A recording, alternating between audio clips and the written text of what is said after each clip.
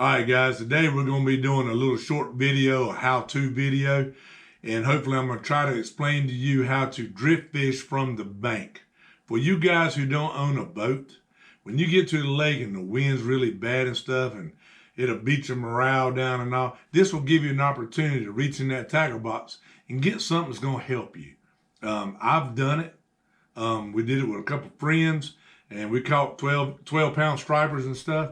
And you can use this for catfish or stripers or crappie or whatever. I mean, you can use live bait, you can use chunk bait, cut bait, whatever. And hey, the biggest thing is, if you're out there on the bank and you need to cast 300 yards right on the edge of that channel, and you can't get that far with a surf rod, then this right here, we're actually going to use balloons, guys. We're going to use balloons, and that's going to help us. Hopefully you can get on the bank where the wind's to your back or coming off of you in a 45-degree angle, somehow where that wind will carry that balloon out there to a predetermined distance and have your bait sitting there.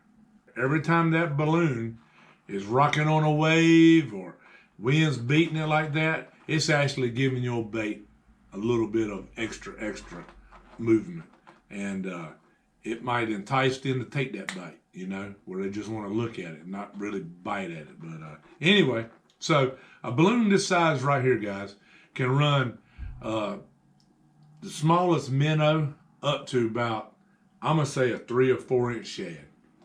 A balloon that size, and the wind's not blowing very hard, so that'll take you at a very casual drift. You'll cover good fishing ground while you're going out to that certain spot in the lake. So if the wind's really blowing and you want to get out there and stop that balloon real quick, I would suggest using a bigger balloon. You can use this in stronger winds. You can use it with bigger baits. I mean, you can put some serious live bait on some big gizzard shad, big chunks of bait if you're big catfishing, and you know them catfish are running the channel. But hey, it works, guys. And to hook these balloons to the line, I use a little rig like this. I'm gonna stand up and show y'all so I get close to the camera. But I use a little rig just like this right here.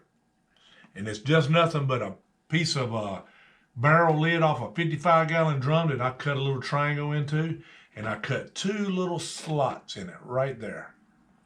And that gives you something to weave the line on. So if you want to fish 25 feet, then I would suggest either mark your line at 25 foot with a black permanent Sharpie, or use a slip knot to use on slip corks, those little knots.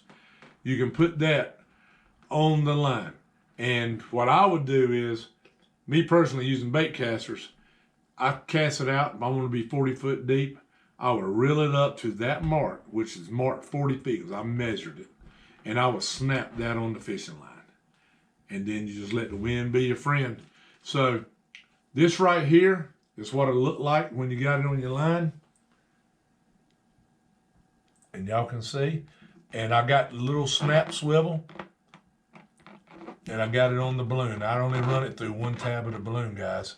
And that way, if the fish actually pulls it down deep enough, the balloon will pop, and then it won't fight it. Or if it pulls it down and it breaks, at least it's not going to pull your little tab off your line. And you can use, I usually use 20-pound line on my surf rods and stuff.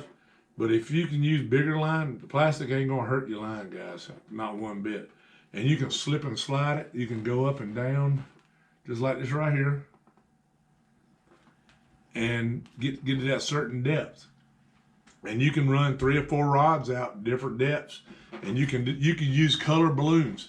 Yellow is 15 foot deep, blue is 25 foot deep, orange will be 30 foot deep, 40 foot deep, and then you could have a green one that's 60 foot deep. Color coded, guys, hey, it'll work, man. I'm telling you, I've done it.